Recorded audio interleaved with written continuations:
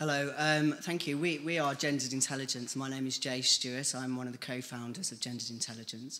I'm just going to talk a little bit about two things. The first is that we want to just flag up some of the work we've done with young trans people as part of LGBT History Month last year. And our main focus for this presentation is to platform our drama project, as Sue said, that we are taking actually into secondary schools called Brief Encounters, which is a drama project that we've produced with over 50 LGBTQ and straight allies. It was a kind of American model that we adopted. 50 people were involved in writing a script, and we have been taking that into schools, working with non-actors, our volunteers who are young LGBT people. Okay, so just to say a little bit about Gendered Intelligence, our overall aim actually is to think about the healthiness and happiness of young trans people across the UK. When I say we want all young trans people from across the UK to be healthy, happy, included and thriving, makes me think I've got quite a lot of job ahead of me to achieve that, because we've got a long way to go, as you might imagine.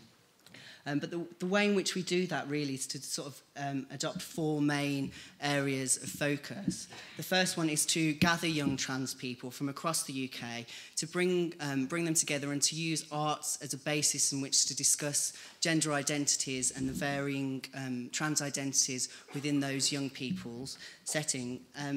But what we realise in doing that is it's kind of not enough, really, and what we have to do is to engage with all young people around gender identity issues, and to do some educational work with regards to trans identities.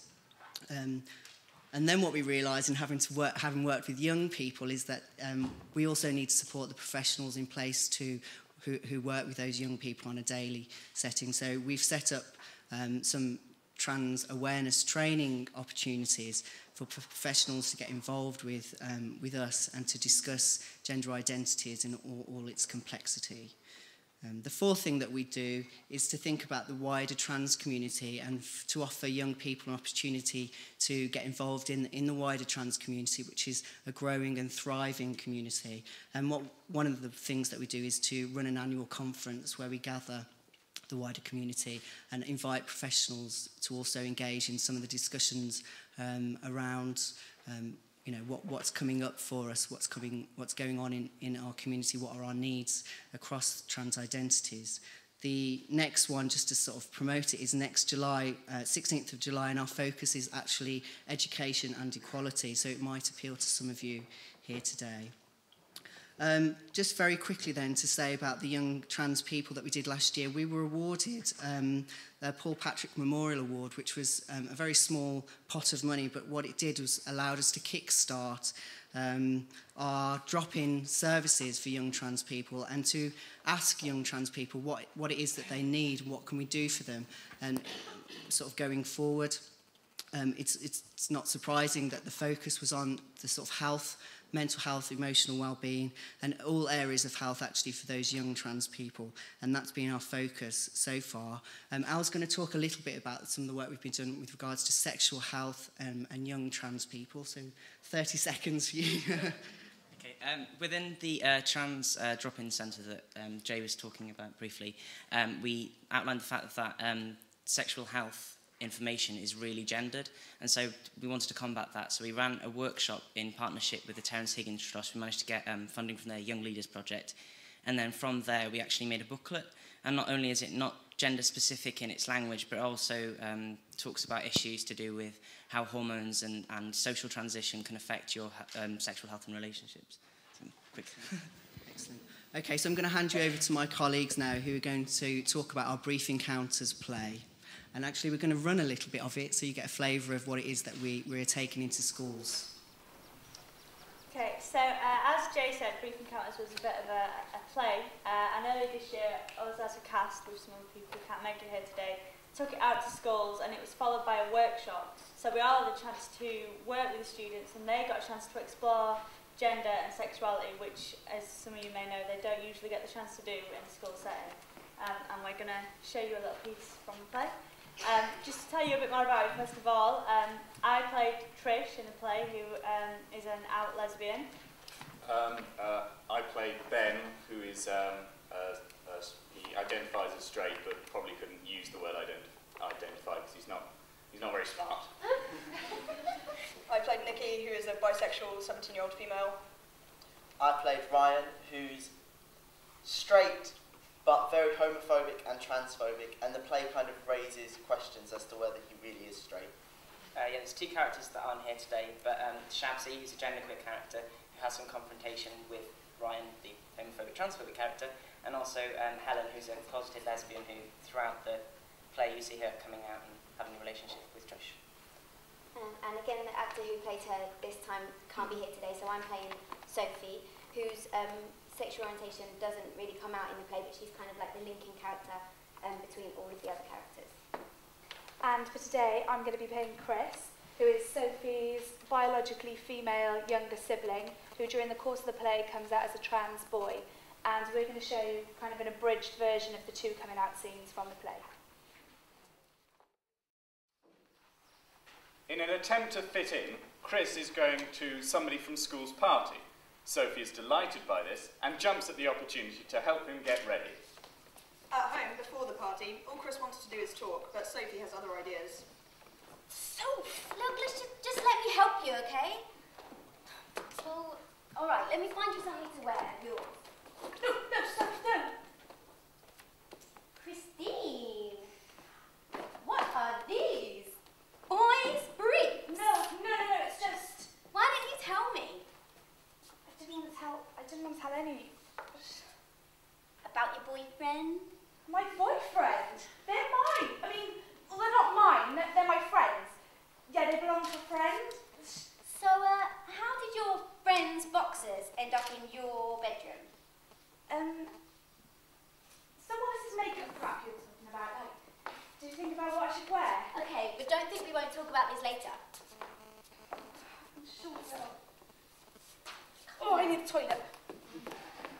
After the disastrous makeover and party, Chris finally feels ready to tell Sophie how he feels. But she's more concerned about what went wrong at the party and pressures him for an explanation. I was going to tell you, but... Tell me what? I can't do this anymore, I just can't! Chrissy, calm down. It's about how I think, how I feel about myself. I can't explain it. Yes, you can. Just try. It's horrible, you have no idea what it's like. What's like? People looking at you, talking about you. There's nothing you can say to make it any better. Chris, I know. Look, everybody has that. She has difficulty understanding what Chris means. It's just, I can't be myself when I'm pretending to be something that I'm not. Look, I'm sorry. I went over the top with the makeover. It's not your style. After a few more misinterpreted attempts to explain, I'm a boy. But you just said you weren't. You said... Not a tomboy, so a boy. I don't get it. It's going to take a while for you to get your head around it. Chrissy, you're a girl. You're my sister. What? Look, I've known this for a really long time. I know I was supposed to be a boy. I'm transgendered, Sophie. It means when your gender, the sense of who you are, it doesn't match your body. It's like those freaks on telly. Sophie! Yes, it is, Chris. That's what it looks like, and that's what people will say. I can't do this anymore. I can't live my life based on what other people think. You can put me in a dress, Sophie, but I will never be a girl. I thought I could. I thought I could pretend because it'd be easier to fit in. It's making me really miserable, you know? Yeah. Well then be there for me. Help me. Because if people have got a problem with it now, then it's going to get a million times worse. People are going to struggle with it. Because kids can be crap. Not all of them. Maybe, or I don't know. I'm sorry. I've let you down. No, it's not you. I'll be better. Sophie, you're here. You haven't walked out and you haven't freaked out. Well, not too much anyway. Are you okay? Yeah. So he's done it. He's finally made that step. And now it's Sophie's job to help her brother through it as best she can.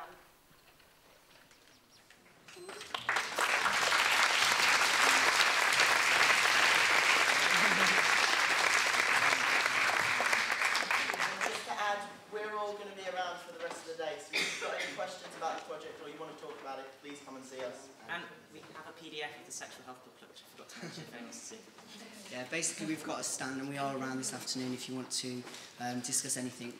We're going to go into schools in February. We're taking bookings from across the whole of the UK. We're really open to travelling and going into different schools outside of London as well as inside. So yeah, please do get in touch. Thank you very much, Sue, for giving us this opportunity.